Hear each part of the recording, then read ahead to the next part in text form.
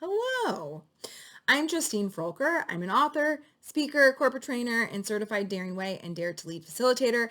And this is my space where we talk about courageous resilience in a really imperfect way with animated emotions, and where I teach you tangible skills and tools and language to create real, daily, sustainable change in your life so that you can freaking live with more courage and be part of the change in this world. All right. We're doing this series. We will post the links of all the other videos below. And I'm going to end it for now.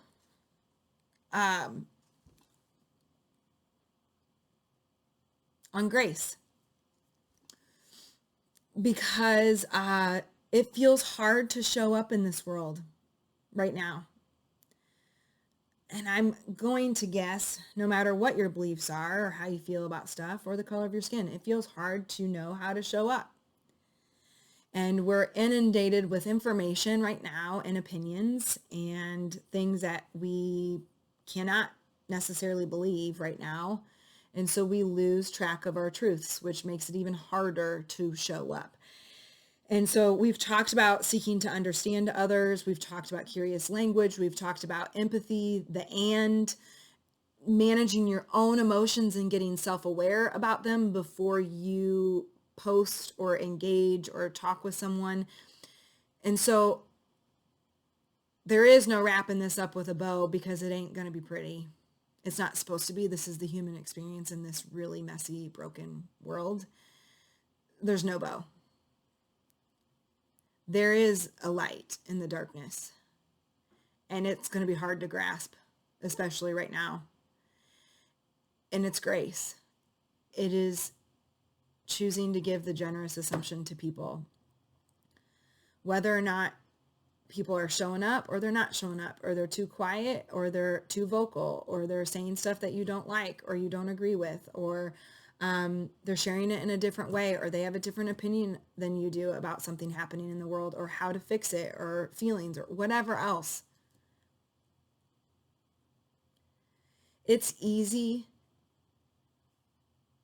to go to judging you when I don't like what you have to say, to criticizing you, to shaming you, to blaming you, to trying to convince you that I'm right.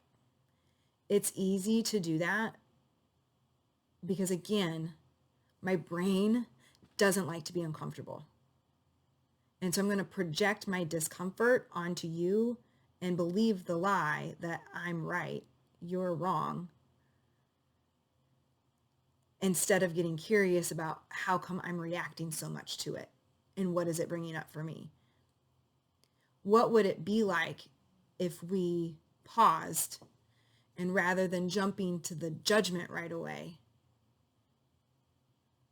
we remembered that you never have the full story.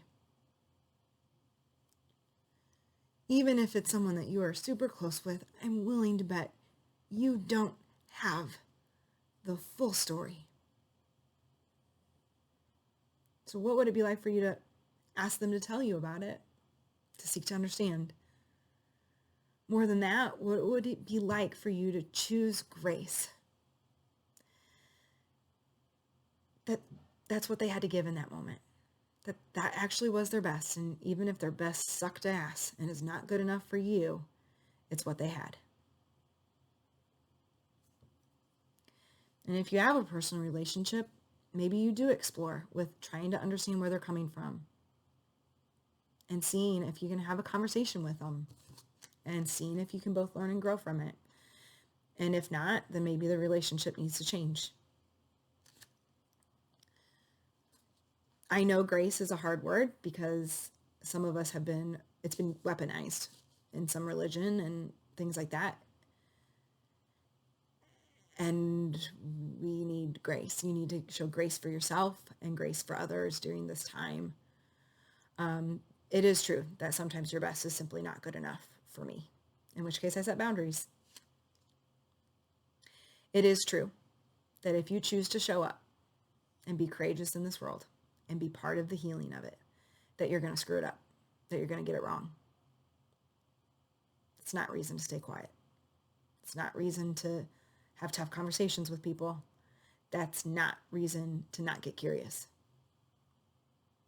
That makes us part of the problem.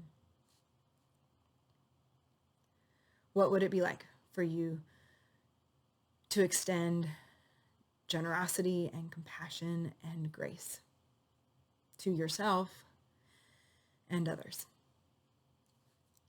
even though it feels almost impossible right now?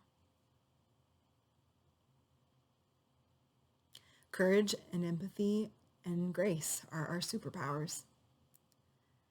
Our inherent needs as human beings are to feel seen, known, heard, and loved.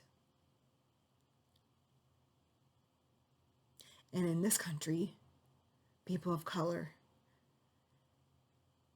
have never felt as seen, known, loved, and heard as white people. And we have to talk about that with grace. Dang it, these last two videos are hard. I will choose courage over comfort, and I will post them anyways. And maybe one person will be served well. Thank you for being here. I'll see you next time. I put out videos regularly, so whatever platform you're watching or listening on, thank you. Make sure you click the notification so you never miss a future episode.